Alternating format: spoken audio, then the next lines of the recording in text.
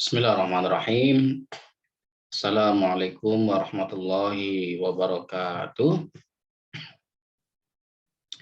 Alhamdulillah, alhamdulillahirabbil alamin wa bihi nasta'inu ala umuri dunya waddin. Shalatu wassalamu ala Rasulillah wa la haula wa la quwwata illa billah amma ba'd. Semoga teman-teman sekalian senantiasa dalam keadaan sehat walafiat dan tetap semangat ya. Ya alhamdulillah pada kesempatan kali ini kita masih diberikan nikmat kembali oleh Allah Subhanahu wa taala, yaitu nikmat untuk dapat tholabul ilmi bersama-sama, khususnya dalam mata kuliah hukum ekonomi syariah ya. Dan insya Allah ini adalah materi tambahan untuk mengganti beberapa pertemuan sebelumnya ya. Baik. Dan langsung saja mari kita awali pertemuan pada kali ini dengan bersama-sama melafadzkan basmalah. Bismillahirrahmanirrahim. Iya. Di pertemuan yang sebelumnya kita sudah membicarakan atau membahas terkait dengan beberapa aspek hukum dalam ekonomi syariah gitu ya. Jadi yang pertama ada aspek hukum dalam perbankan syariah, dan insya Allah yang kedua kita akan membahas aspek selanjutnya, dan ini merupakan salah satu instrumen investasi yang dianjurkan ya dalam dalam konteks ekonomi syariah ya. Dan mari ya kita lihat terkait dengan salah satu instrumen investasi keuangan syariah ya, yaitu reksadana syariah. Nah, mungkin saudara pernah mendengar istilah reksadana gitu ya. Namun kok kenapa kemudian ada reksadana syariah? Nah, coba kita lihat ya. Apa artinya, kemudian bagaimana proses bisnisnya, serta perbedaan-perbedaan antara reksadana yang konvensional dengan yang syariah. Ya, coba kita lihat definisinya dahulu ya, biar lebih tahu. Nah, reksadana secara umum ya, sebagaimana disebutkan dalam Undang-Undang Nomor 8 Tahun 95, dijelaskan reksadana merupakan wadah. Wadah itu artinya media, gitu ya. Media atau tempat yang digunakan ya untuk menghimpun, ya, mengumpulkan, ya, mengumpulkan dana dari masyarakat pemodal. Ya, ingat masyarakat pemodal yaitu yang punya uang, kemudian membeli ya reksadana selanjutnya untuk diputar oleh perusahaan tertentu. Nah, untuk selanjutnya diinvestasikan dalam portofolio efek oleh manajer investasi. Maksudnya apa? Misalkan begini, ada perusahaan tertentu gitu ya yang bergerak di bidang jasa misalkan ya. Jasa dan ini sesuai dengan syariah ya, tidak mengandung unsur maisir, gharar dan juga riba, dan tentu halal. Kemudian ingin membesarkan usahanya, ya, ingin membesarkan usahanya, tapi terbentur dengan modal. Tapi dia juga tidak ingin terjebak dalam hutang piutang, gitu ya. Maka salah satu strateginya adalah perusahaan tersebut mengeluarkan produk berupa reksadana. Yang ini mana produknya bisa dibeli oleh masyarakat atau ya pemodal, ya, kemudian dalam jumlah tertentu modal tersebut yang sudah dibeli gitu ya, maka akan dikelola oleh manajer investasi. Siapa manajer investasi? Manajer investasi adalah orang yang bergerak di bidang ya investasi, ya, seperti pengelolaan saham ataupun daftar efek syariah gitu ya. dan lain sebagainya ya yang ada di Bursa Efek Indonesia atau BI. Nah, kemudian bagaimana dengan reksadana syariah? Prinsipnya sama. Ya. Proses menghimpun dana dari masyarakat pemodal yang diinvestasikan dan dikelola oleh manajer investasi. Prinsipnya sama, hanya saja di sini ada ketentuan. Ada ketentuan yang menegaskan harus berdasarkan ya beroperasi menurut ketentuan dan prinsip syariat Islam. Baik dalam bentuk akadnya antara pemodal atau disebut dengan sahibul mal ataupun rabbul mal, dia sebagai pemilik dana yang membeli reksadana tadi dengan manajer investasi. Dan manajer investasi ini disebut dengan wakil sahibul mal ataupun yang akan mengelola dana kita.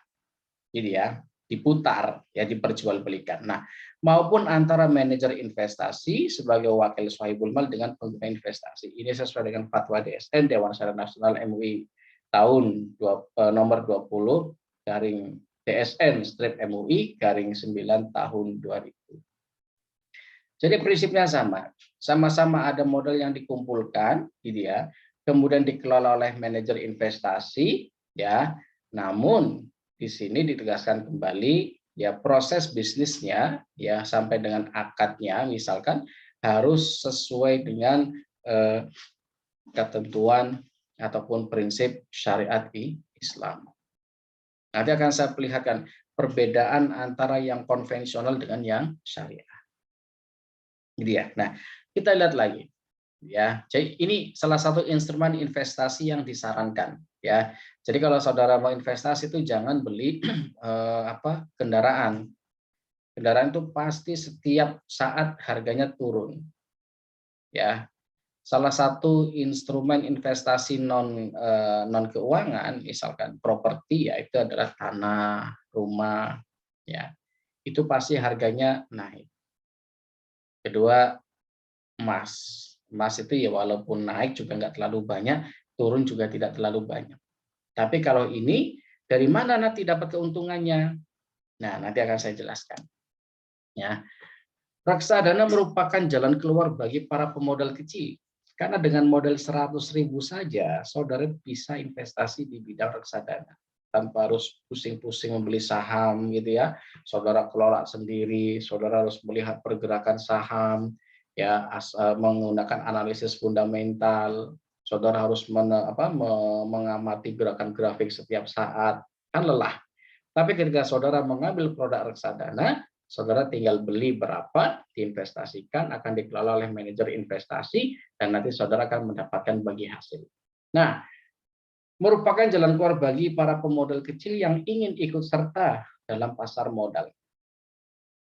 Dengan modal yang minimal, relatif kecil, bahkan 100.000, dan resiko yang sangat-sangat minim. Artinya apa? Peluang untuk loss-nya, gagalnya gitu ya, ini sangat kecil. Ya, justru peluang win ataupun peluang menang mendapatkan keuntungan bagi hasil ya, bukan karena gambling, bukan menang kalahnya, tapi mendapatkan bagi hasil ini sangat terbuka lebar.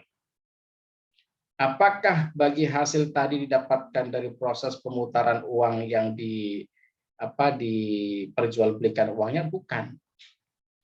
Gitu ya. Jadi perusahaan yang kemudian mendapatkan modal tambahan tadi dari para pemodal yang membeli reksadana dikelola oleh perusahaan ya, kemudian perusahaan itu mendapatkan keuntungan, keuntungannya itulah yang dibagi, itulah yang dikatakan bagian daripada mudharabah. Ada bagi hasil di situ. Nah, kemudian perbedaan reksadana konvensional dengan syariah. Ya. Dalam pengelolaannya, reksadana syariah harus sesuai dengan prinsip syariah, yaitu terbebas dari unsur maghrib maisir, gharar, dan juga riba.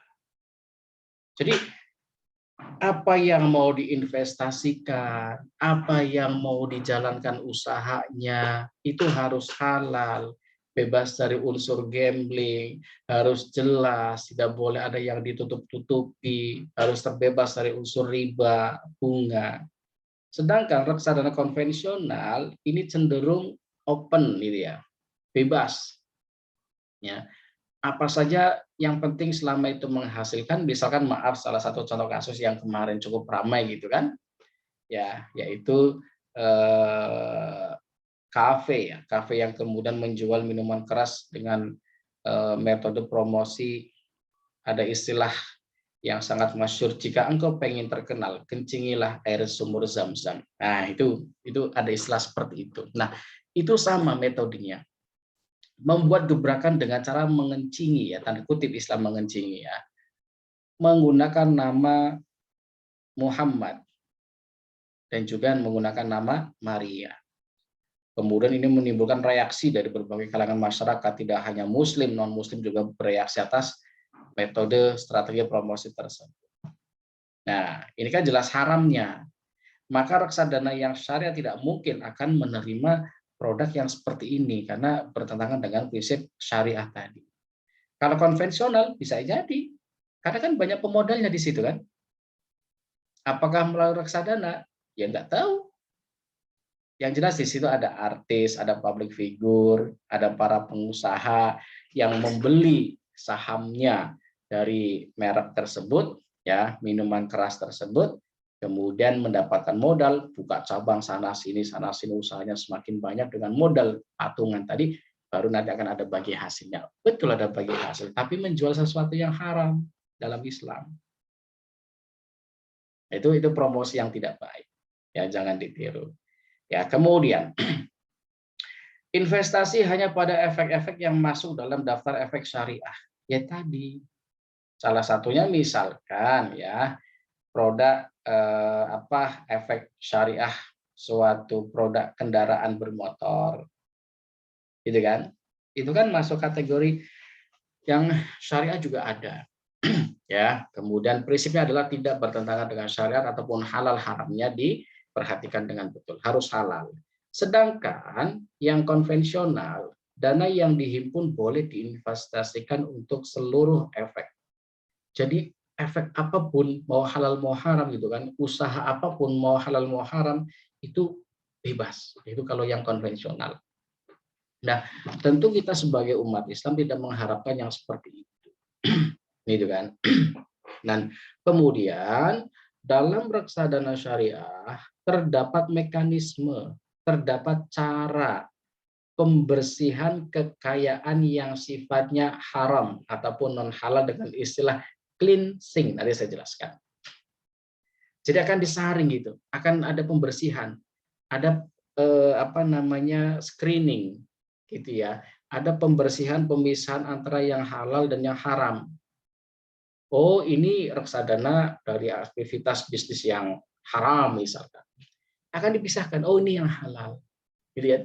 Kalau sudah jelas seperti itu, kenapa kita tidak memilih yang halal saja? Kan Allah pernah mengatakan al-halalu bayyinun wal haramu bayyinun. Yang halal itu sudah jelas, yang haram itu sudah jelas, dan di antara keduanya wa bainahum mutasyabihah. Di antara keduanya adalah syubhat. Syubhat itu artinya apa? Ghairu wadih, gharar di situ tidak jelas, memenuhi unsur maghrib, gharar. Nah, dalam Islam jika kita mendapati suatu hukum yang sifatnya adalah syubhat ataupun mutasyabihah, utruk tinggalkan. Gitu kan? Kalau syubhat itu tinggalkan, jangan diambil. Ya. Sampai sini semoga bisa difahami, ya. Nah, kemudian reksadana syariah selalu diawasi oleh DPS. Ya, di materi sebelumnya sudah saya sampaikan DPS ini berada di bawah DSN Majelis Ulama Indonesia. Dewan Pengawas Syariah. Kemudian ya di atasnya ada DSN Dewan Syariah Nasional. Ya, lingkupnya adalah nasional. Kemudian DSN ini bekerja ataupun aktivitasnya berada dalam rumahnya Majelis Ulama Indonesia. Jadi proses bisnisnya diawasi betul. Kalau yang reksadana syariah. Sedangkan yang konvensional itu tidak ada. ada pengawas, tapi terkait dengan halal haramnya itu tidak menjadi prioritas. Yang penting bisnis jalan gitu kan, yang penting dapat untung. Nah itu namanya yang konvensional. Nah, sedangkan kemudian dalam perjanjian akad reksadana syariah, akadnya adalah wakalah dan mudharabah. Kenapa kok wakalah mudharabah? Wakalah kan tadi manajer investasi itu kan perwakilan sohibul mal ataupun robbul mal ketika dia menginvestasikan dengan cara membeli reksadana syariah. Dikelola karena dia ya manajer investasi mengelola uang saya, maka ketika ada keuntungan harus ada bagi hasil. Wakalahnya bisa wakalah bil ujroh, itu kan? Maksudnya apa wakalah bil ujroh? Wakalah bil ujroh itu maksudnya adalah manajer investasi tadi kita berikan upah, gitu kan? Atas kerjanya dia memutar ya modal kita ya untuk aktivitas efek syariah. Ya maka akadnya wakalah bil ujroh. Bahkan bisa juga mudharabah, tergantung akad di awal seperti apa. Apakah wakalah bil ujroh saja ya atau mudharabah. Kalau wakalah bil ujroh artinya ya tadi membayar gaji. Ya, ajrun ya, ujratun. Ya, jasanya. Nah, kalau mudharabah ya sudah, gitu kan, bagi hasil saya nanti keuntungannya misalkan profitnya adalah 100.000, ya udah mau dibagi berapa, persentasenya lebih besar siapa tergantung kesepakatan. Ya, sedangkan kalau konvensional ya akadnya ya konvensional, gitu kan, tergantung bagaimana pihak ya pihak reksadana konvensional membuat aturannya ya. Jadi ada kemungkinan di situ, ada kemungkinan ada unsur maghrib di dalamnya, terutama yang tadi ya maisir dan juga ghararnya. Ada unsur gamblingnya di situ, gitu ya. Ada unsur gambling, ada unsur perjudiannya, ada juga unsur ketidakjelasannya. Itu yang tidak dibenarkan dalam Islam, gitu ya. Nah, kemudian tadi saya singgung terkait dengan proses cleansing, proses screening, gitu kan.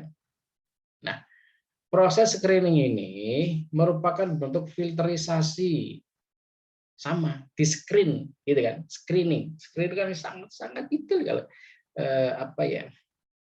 penyaringan gitu atas instrumen investasi berdasarkan pedoman syariah. Jadi semua instrumen investasi, semua bentuk-bentuk ataupun proses bisnis investasi dalam konteks reksadana syariah itu akan ada proses screening yang sangat detail. Ya, dilakukan oleh siapa? Tentunya DPS, gitu ya. DPS akan men-screening ya mana yang ini boleh, mana yang tidak, mana yang halal, mana yang haram, mana yang syubhat, ya. Nah, itu proses terkait dengan proses screening. Jadi ini dilakukan di awal, ya, ini dilakukan di awal. Sedangkan di proses akhir terkait dengan pendapatan ataupun keuntungan ada yang disebut dengan istilah cleansing process. Proses pemilahan, proses pembersihan terkait dengan keuntungan yang halal ya berdasarkan aktivitas yang dijalankan. Ya. Jadi keuntungan itu harus didapatkan dengan cara yang halal, kemudian dengan cara yang baik, halalan thayyibah. Jadi bisnis apapun, aktivitas apapun dalam Islam, jadi ketika saudara mencari rezeki itu harus dengan cara yang halal dan juga baik, halalan thayyibah. Maksudnya apa toh? Halal itu jelas halal. Karena al halalu bayyinun wal haramu bayyinun. Kalau yang tidak baik, kan? Contoh, aktivitas yang dilakukan itu mengganggu orang lain. Itu tidak baik, gitu kan? mengganggu orang lain, mencemari udara, mencemari lingkungan, mengganggu ketenangan, kenyamanan, gitu kan? Itu tidak baik, walaupun halal. Nah, maka ketika dua aspek al-halalu ya wal hasanatu, ya kan?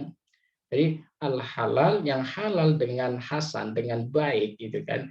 Ini apa? Rumus yang kemudian mendatangkan keberkahan. Sesuatu rezeki yang didapatkan dengan cara yang halal tapi tidak baik, maka tidak ada keberkahan di dalamnya. Tapi kalau halal, halalan thayyiban, maka akan mendatangkan keberkahan. Apa berkah itu? Berkah itu maknanya ziyadatul khair ba'dal khair. Bertambahnya sesuatu, ya, suatu nilai, entah itu sifatnya materi maupun non materi, yang didapatkan dengan cara yang halal dan dengan cara yang baik, dan semakin menambah kebaikan orang tersebut. Misalkan ya, ketika ada keberkahan, ya, hidupnya semakin baik, ibadahnya semakin baik, semakin dekat dengan Allah, memahami al-haqqu wal batilu, memahami mana yang hak, mana yang batil. Hidup tidak serampangan, maunya benar sendiri, menurut pikirannya sendiri. Kan banyak yang seperti itu. Gitu kan? Itu yang dikatakan tidak berkah. Jadi salah satu indikator berkah itu hidupnya lurus, dah gitu aja. Ya, tidak harus dalam konteks materinya bertambah banyak, karena banyak orang yang semakin kaya tapi tidak ibadah juga banyak kan. Itu tidak berkah, namanya tadrij, istidraj. Jadi ya, istidraj itu adalah sesuatu yang didapatkan dengan cara yang tidak baik, bahkan tidak halal, ya. Namun di situ ada unsur bahwasanya semacam penenggelaman, ya, pembiaran. Ya sudah, Allah biarkan saja orang itu, ya, tenggelam dalam kesesatan. Itu namanya istidraj. Jangan sampai naudzubillah kita sampai ke sana, ya. Maka inilah salah satu kenapa kemudian terkait dengan ekonomi syariah itu perlu disampaikan, ya, karena ada unsur keberkahan yang didapatkan dengan cara yang baik dan juga dengan cara yang halal, ya, atau sebaliknya dengan cara yang halal dan juga dengan baik, ya. Yang halal dengan haram ada, ya, tadi caranya yang nggak benar, berusaha bekerja tapi ada pihak-pihak yang dirugikan, hati-hati di situ, ya. Nah, kita lanjutkan. Karakteristik reksadana syariah. Tadi saya katakan di awal, ini salah satu instrumen yang sangat murah, ini kan, yang bisa dimiliki oleh semua orang, bahwasanya investasi yang aman, nyaman, dengan potensi keuntungan yang stabil, ya, bahkan cenderung meningkat, yaitu reksadana syariah. Saudara punya uang 100.000, datang ke bank syariah tertentu yang memang ada penawaran reksadana syariah di situ, saudara datangi. Cuma terkadang informasinya banyak masyarakat yang tidak tahu apa itu reksadana syariah, karena memang terbatas. Tidak semua masyarakat memahami reksadana syariah. Ya, kemudian diversifikasi investasi. Ya, maksudnya apa? Reksadana syariah merupakan, ya, kumpulan berbagai efek, sehingga, ya, memperkecil resiko investasi jika kinerja salah satu efek mengalami penurunan. Di sini ada unsur ta'awun di situ. Karena kan kumpulan itu, kumpulan berbagai macam efek.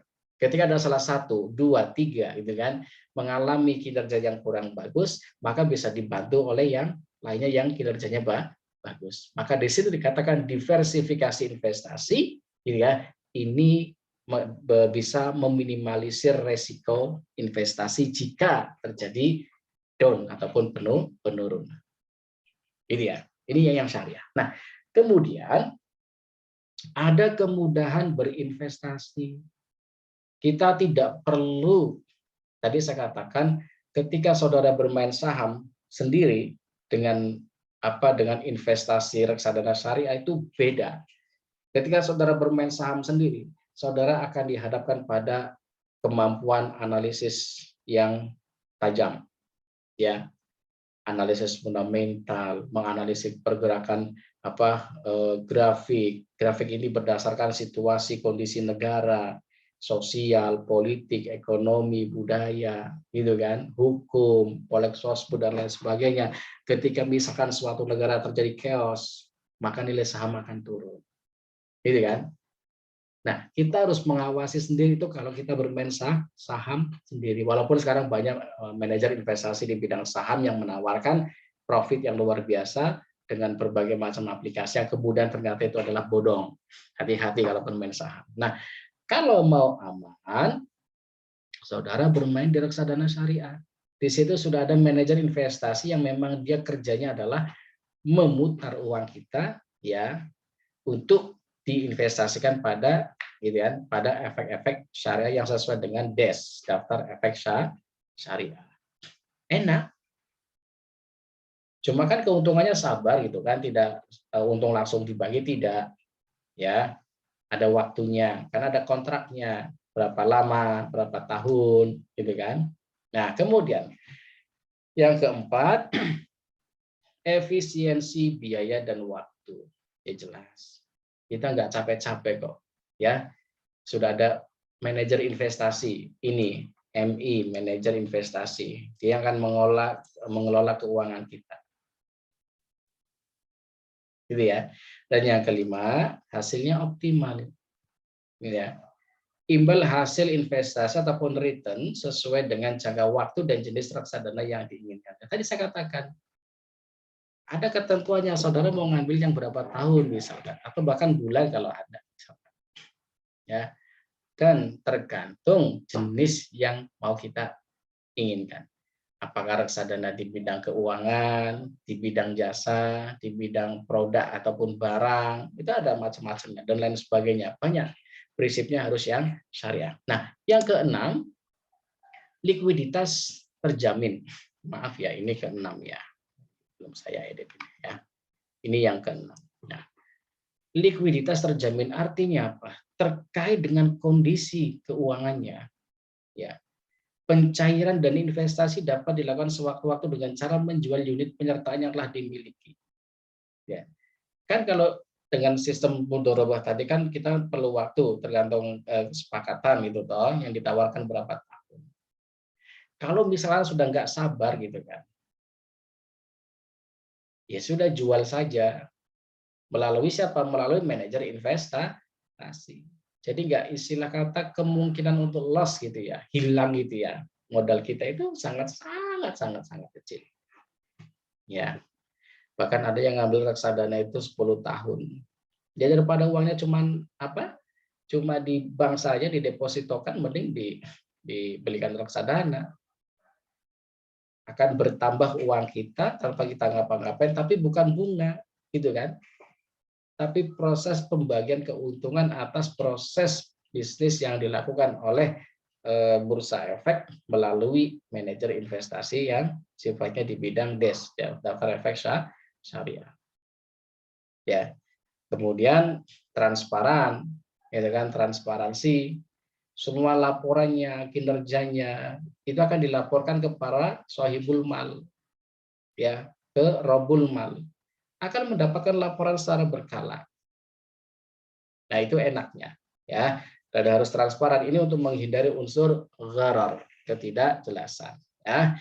Dan selanjutnya yang ke-8, ya, legalitasnya terjamin karena ini merupakan produk ya yang berada langsung di bawah pengawasan Otoritas Jasa Keuangan atau OJK. Gitu ya. Dan kemudian dikelola oleh manajer investasi yang mendapatkan lisensi dari OJK. Jadi nggak kaleng-kaleng gitu. Ya, yang mengelola uang kita juga sudah mendapatkan lisensi dari OJK. Dan proses bisnis keberadaan reksadana syariah ini di bawah OJK. Ini kan sudah halal di bawah OJK, ada DPS-nya. Apalagi yang diragukan? Kecil lagi modalnya kan, misalkan 100.000. Ya, kemudian yang ke-9, sesuai dengan prinsip syariah.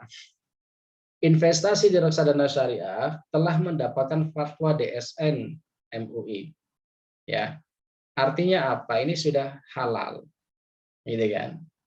Karena sudah mendapatkan legalitas, mendapatkan fatwa. Ya, tentu dengan batasan-batasan yang disetujui ataupun berdasarkan hasil kajian analisis daripada Majelis Ulama Indonesia terkait dengan aktivitas bisnis reksadana syariah. Gitu ya. Monggo ya. Nanti saudara kira-kira berniat tidak ya untuk berinvestasi di bidang reksadana syariah. Kapan akan dibuka? Ya, saudara harus banyak membaca informasi. Ya, biasanya bank syariah tertentu yang menawarkan. Itu ya. Karena dalam rangka apa? Kadang dalam rangka ekspansi pasar, ingin memperbesar kapitalnya, perusahaannya, aktivitas bisnisnya, butuh modal, menjual namanya reksadana, gitu kan? Nah, ketika banyak yang beli, modal terkumpul untuk membangun usaha. Patungan kan istilahnya. Ketika sudah dapatkan untung, baru nanti akan dibagikan. Tadi dikatakan ada akad wakalah dan juga ada akad mudharabah. Ya, jadi silakan. Dan masih banyak instrumen investasi yang lainnya yang bisa saudara pilih yang tentunya ya harus sesuai dengan prinsip syariah.